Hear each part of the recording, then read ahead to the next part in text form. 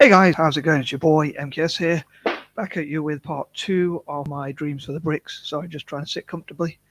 As ever, I'd love to read your comments either after the video or as I'm going along, so please don't hold back your feedback or points of view or anything you want to comment. Please feel free to do so. Um, yeah, hopefully it won't be too harsh or rude, but as I say, freedom of speech, and I accept opinions I don't agree with. Anyway, I'm going to try and stop waffling. So, I hope you checked out. I hope you checked out part 1. If you haven't done so, I hope you will check it out. And yeah, so here goes. So, point number 11. I would love for the BRICS members to all, so, as I mentioned in part 1, point number 9 is like to support each other's projects, including like architectural projects and things like that, and poets, artists, writers, architects, architectural designs, teams, and any other such project, and also like support each other's entrepreneurs, invest in each other, um, invest in like businesses and ideas and risks, I suppose, and things like that, and that kind of thing, and also entrepreneurs, inventors, ideas people, and that kind of thing, and also discuss together what they could change, like how to make more peace, how they can improve human rights, how they can host different summits and events and conferences and things like that. I'd love to change their like have more human rights and also animal rights and protections as an animal lover myself and someone who loves all living things. That's a bit corny, but it's true though. Some more than others, I would say. But yeah, I think it'd be great if they looked at like how they can have more compassion for animals in all 5 of those countries, how they could treat animals better, how they can alleviate suffering, tackle poverty, change people's perceptions, generally like about how they could learn from each other and change perceptions they have of each other, perhaps, how they can encourage people around the world to change their perceptions of the BRICS members, all 5 countries, or however many join in the future as well, perhaps. I think some countries are thinking of joining.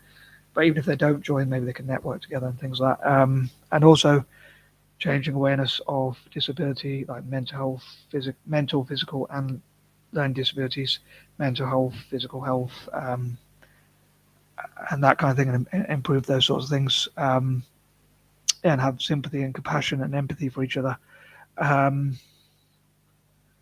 As I said in part 1 as well, I would love for them to find out about and follow it and support Italian teams and Celtic F.C. as well, Italian football and Celtic. But yeah, also as I say, learning about learning disabilities or special needs or or neurodiversity or whatever you want to call it, neurodivergence. So people with dyslexia, ADHD, autism, and dyspraxia. What I'd love for people from the BRICS to know is like someone with autism, for instance, might not be the best at social cues or even be able to speak properly or at all in some cases. Or I'm not saying I can speak particularly well myself, of course, but um, they might not be the best at understanding people. They might understand machines or animals more. Or I think the term autism actually in English means from another planet. So it's like not understanding social cues and other people and things like that. I might be slightly autistic myself without realizing, perhaps, as my mum thinks and some other people think, but I've never been diagnosed as far as I'm aware. Um, but yeah, like so. But autistic people do have a lot of strengths as well. So while they have those weaknesses, and I think that's important to know, I also think it's important to know about the strengths of neurodiverse conditions like autism, how autistic people can solve problems, work on patterns, um, discover codes, can be good at tech, and it affects people differently. But some can be good at tech, some might be good at maths, some might be good at science, and that sort of things. I'm sure most people have strength in some area, perhaps. Maybe everyone does, kind of. But yeah, so many autistic. There's programs which help autistic people in tech or different areas, especially tech. And also, like dyslexic people might struggle academically. They might struggle to read or write or follow instructions, remember things, and have many ideas. But we do have like creative and out-of-the-box ideas, so that we overthink. We do have a lot of ideas, and many great business people are and struggle have been dyslexic. So I love for people from Brazil, Russia, India, China, and South Africa and other parts of Africa and Asia as well to learn about such, and other parts of Latin America even, um, to learn about such. And people with ADHD, they might not be able to sit still or focus in a classroom or follow instructions, but they could have a great deal of energy for something they're passionate about. They could be very good at business or sports or different things like that. And yeah, and dyspraxic people, we have a good deal of empathy and sympathy. I don't know if we have many talents, but we do think outside the box, I think. But yeah, I'd love to read from my fellow neurodiverse people, like what would you like people from the BRICS or Africa or Asia generally as well, and Latin America to learn about neurodiversity, or people to generally learn about such. I know I mainly want to focus on the BRICS for these videos specifically. Number 12, I dream that they will tackle bullying and discrimination and like inspire and motivate and encourage each other. As I said in part one, point number one, like to work together, always working together to get the best out of each other and help each other with the goals, and to avoid conflict between each other, and maybe even help each other to avoid conflict. Like if there's strength in numbers, so if there's one country on its own, they might feel threatened by another country and want to go to war with them, or they might, yeah, just not feel very secure, or feel that the only way to improve their economy is to go to war, um, or something like that. But whereas if if they're together, they could say to each other they don't really need to go to war. They can invest together, but they could have each other's back if anyone tries to invade them, and therefore feel more secure or things like that. Yeah, and always take each other's side in conflict, perhaps, but at the same time try and encourage each other not to go to war. I think that's what good friends do. Like they try to encourage their friends not to get in trouble or not to get into fights. And I think avoiding war would help the BRICS and also help others because it would cut back on energy problems. So it would be great to see the BRICS be a part of peace and love and positivity and that sort of thing. Again, I'm probably a bit of a dreamer, but I am talking about my own dreams here. So yeah. Um, Number 13, I would love to read possibly things uh, that you think are negative about the BRICS as well. And yeah, some things you don't like about the BRICS.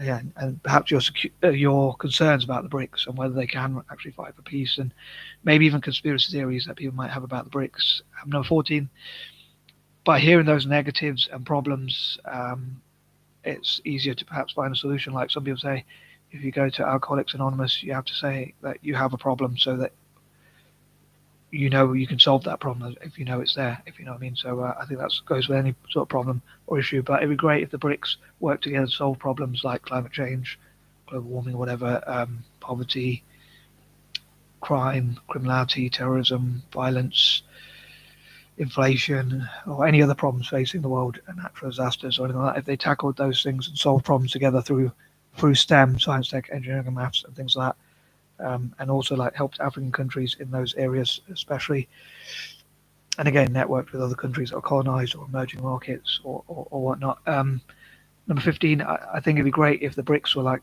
I suppose they kind of are like a committee or a think tank. I suppose they work together as a cooperative, i.e. they cooperate together and listen to each other and agree to disagree on some areas, but look at what they have in common and work to shared goals, again, agreeing to disagree on some issues, and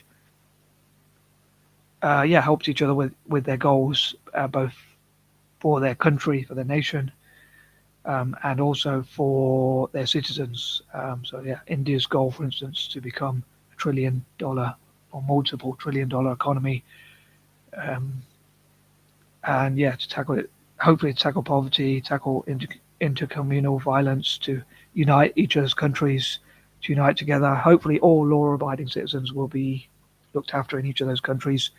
Hopefully, they'll improve their quality of life, improve opportunities for jobs, economic growth, and things like that. Number 16, again, if they operate as a committee, think tank, cooperative, brainstorm, or whatever you want to call it, which shares ideas and information with each other and learns from each other and looks at ways it can benefit each other as a sort of block, admires each other's cultures and things like that as much as possible, whilst again agreeing to disagree on some areas, but looking at what are the best ways to benefit the citizens, especially of the BRICS themselves. as well as others perhaps. Yeah, look at what they can do. Number 17, it'd be interesting to imagine what they could do to improve Italian football and Celtic. I say I'm a bit biased in that regard, but yeah, if they could invest, how much they'd be able to invest legally, how Italian football and Celtic could be promoted in those countries, and yeah, supporting their citizens as well. Um, as much as possible, and maybe Italian football and Celtic. If Italian teams and Celtic were bought by the BRICS or by their development bank, or the development bank invested into and of course sponsored such teams, including Celtic, as I say, that then maybe those Italian teams and Celtic could do tours of the BRICS, and maybe the BRICS could also host football related events, or in some cases sports related events, including in this case for Italian football teams and Celtic respectively, or even both. Like inviting all possible Italian teams and Celtic to those countries, and like have youth tournaments, especially to develop the youth, and that kind of thing. Again, I'd love to read anyone's alternative ideas, or if people can add to the ideas I've suggested, or any ideas you disagree with or agree with, respectively, preferably the latter. But yeah, so maybe I'll say maybe the BRICS could host sporting events, and I definitely hope that they'll invest. They'll have more football-related ones. Maybe they could work with FIFA and even football governing bodies around the world, including UEFA and the Italian football authorities, F.I.G.C, and Italian politicians as well. But again, they could invite Italian football teams and Celtic, as many of them as possible, and especially at youth level, to BRIC nations as often as possible and as many of them as possible. Um, Again, they could go in order of the acronym, or they could just go with it wherever's more convenient or easier, or um, nearer, basically, well, more convenient, basically, and easier, as I say. And yeah, they could host other sports events as well, but I mainly hope to focus on football because that's sport I love. Soccer for any Americans out there, or calcio in Italian, or footy, as I sometimes like to call it as well. Um, Number 18, I hope that people around the world will learn lots of positive things about the BRICS, and again, the BRICS will work towards positive things in the future. And also, I'd love to read comments from people from BRIC nations, as well as emerging market economies and developing countries, basically, and former colonies as well. In the comment section, I'd love to hear, especially from you, or as many people as possible, but especially those. Um, and positive, uplifting messages, and also the BRICS talk about positive things about each other and what they love about each other's countries. Like Brazil could talk about what they love that's positive about the rest of the countries, and vice versa. So they all cover positive things about each other. All five of them cover positive things about the other four or five, depending on how you look at it. Number 19, I hope they'll help Indigenous Africans and Australasians in software development, and number 20, also in STEM generally. And I think it'd be good, as I say, if they look at what they can learn from each other, and where some of them are weaker, the other countries that are stronger in those areas can complement each other and complement each other's weaknesses, or compensate for even each other's weaknesses, and hopefully they'll be stronger together. I often love to have the hashtag stronger together, put in speech marks, and also it would be great to look at what the younger generations can learn from the older generations, like as mentors and role models, teachers, trainers, and that sort of thing. And it'd be great if they had academies, like Virgin Enterprises and other companies could have their own academies, including for people with learning disabilities such as dyslexia and ADHD, as I talked about, to do as well as possible, and yeah, to train them in business and other areas like STEM. Anywho, I am out. Peace and love.